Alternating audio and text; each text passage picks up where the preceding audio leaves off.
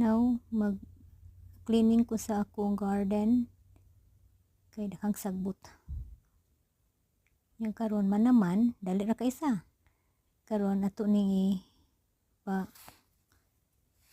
magdaro ko para ma-smooth ang atong garden, para matubog maayo atong tanom. Hopefully.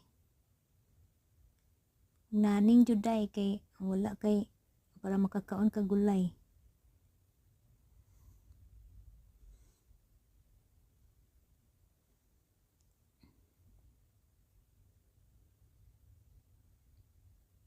This is my new toy. I like it because it's really light. So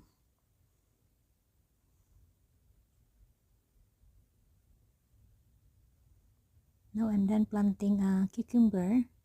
So butangan ako para katayanan ba. So I'm done. Posing sa tagamay.